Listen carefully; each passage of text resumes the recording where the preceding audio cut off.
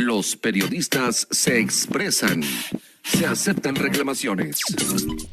Gracias, amigos de Los Periodistas Se Expresan, por continuar con nosotros. Es viernesito, ya lo sabe. Saludamos con mucho gusto a nuestro siguiente invitado. Saludo a mi querido amigo Marco Juárez, abogado texmeluquense. ¿Cómo estás, Marquito? Gracias, Luis. Gracias, Toño, por recibirnos nuevamente en estas cámaras. Un gusto estar con ustedes. Gracias.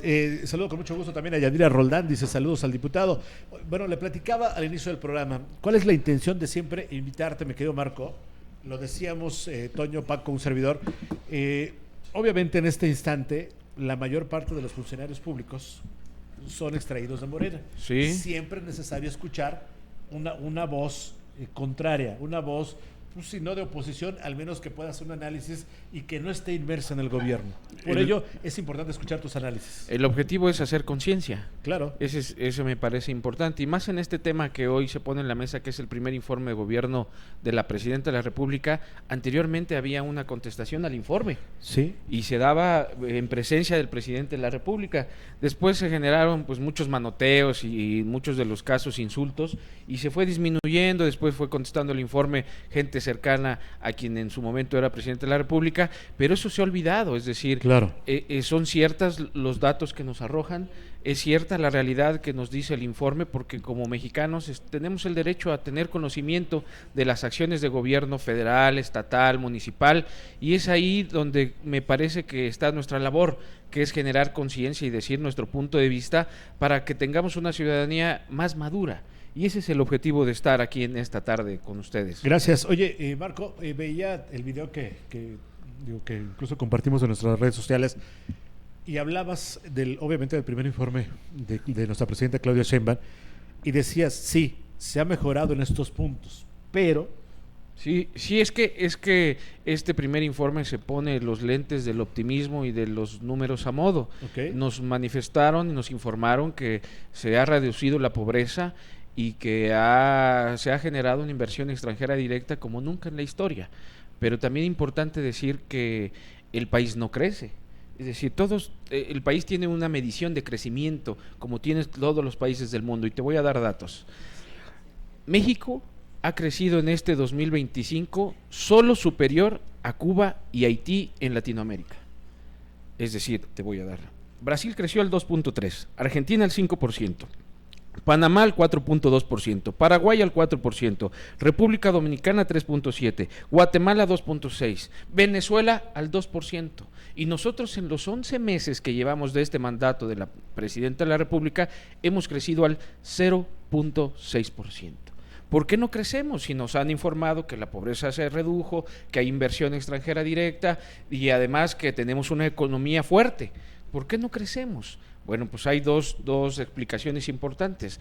El Estado mexicano ha invertido gran parte de su recurso que tiene para generar el crecimiento económico, para generar un motor de crecimiento en dos rubros importantes. Primero, me parece acertado su política salarial, que es incrementar el salario mínimo. Ha incrementado el salario mínimo y eso ha ayudado al ingreso de las familias. Y segundo rubro, ha incrementado su gasto social, ha incrementado el recurso directo para los programas sociales. Okay. Pero ha dejado olvidado un rubro fundamentalmente importante y que genera un detonante y un motor en nuestra economía, que es la infraestructura, que es la obra pública. Invertir en carreteras. La mayor parte de las carreteras de nuestro país están para el olvido.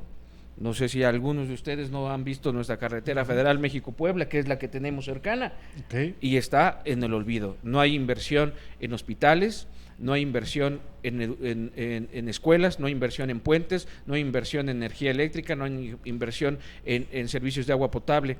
Y esta inversión de la obra pública genera un detonante para que la iniciativa privada se involucre como un detonador de generación de empleos. No puede generarse ningún crecimiento de ningún país sin el motor de la iniciativa privada. Tú me estás diciendo, aquí, abogado, que, a ver, se ha incrementado el presupuesto para esos programas, ¿sí? Programas sociales que ejerce el gobierno, pero eso ha implicado que se descuide otros aspectos como la inversión en salud, la inversión en obra pública, en las carreteras, el descuido de carreteras. Eso es lo que estoy entendiendo. Sí, no es porque no se quiera invertir en carreteras ni mantenimiento, no es porque no se quiera generar un detonante en la industria de la construcción que tanta falta le hace, sino porque no hay recursos. no alcanza, Ok. porque se está orientando el recurso en la mayor parte en el gasto público, que está generando cuotas políticas, eso es importante decirlo, electorales, para los periodos y para el sostenimiento de una clase política que ellos sí abandonaron la pobreza para convertirse en los nuevos ricos de México. Es decir, es un cúmulo de servidores públicos de esta cuarta transformación y un reto para la Presidenta de la República controlarlos, porque se ha generado un sinnúmero de informaciones de ingresos que no pueden ser comprobados, y ellos sí han abandonado la pobreza. La pobreza, efectivamente, para transitar de la pobreza a la clase media necesita servicios de salud eficientes, circunstancia que no estamos teniendo. Las familias mexicanas tienen ingresos de los programas sociales, pero están gastando más en salud porque los servicios de salud están siendo deficientes. Se necesitan servicios educativos de calidad, necesitan acceso a la vivienda, necesitan acceso a un crédito, necesitan acceso a un empleo formal, circunstancia que no está generando. Es decir, no tenemos inversión nueva. Esta inversión que se ha anunciado es solo reinversión, quiere decir que ya se encuentran en México y no se están generando nuevas inversiones.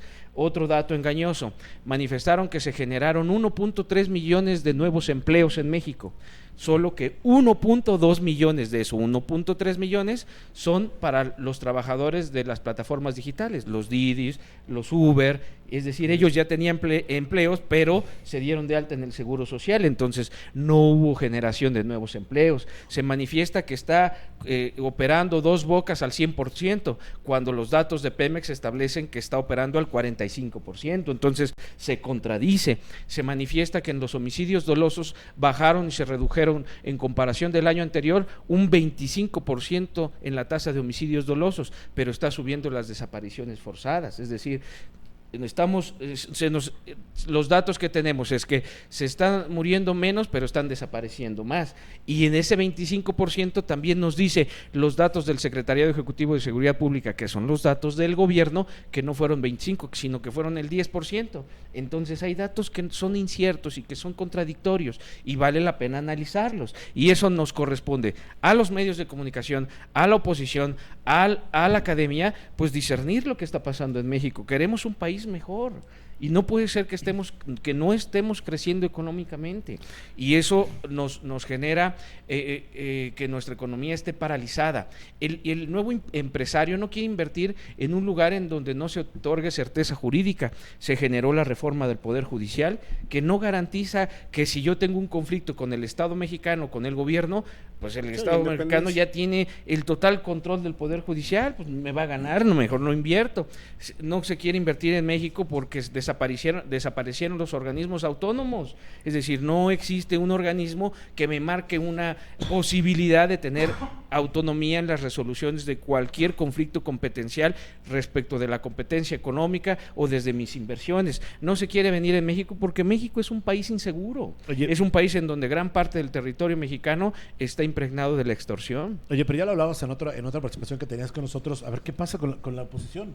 O sea, digo, antes estábamos acostumbrados a que venía un informe de gobierno y salíamos y escuchábamos a los líderes de los diferentes institutos políticos decir, a ver, hacer la glosa del informe.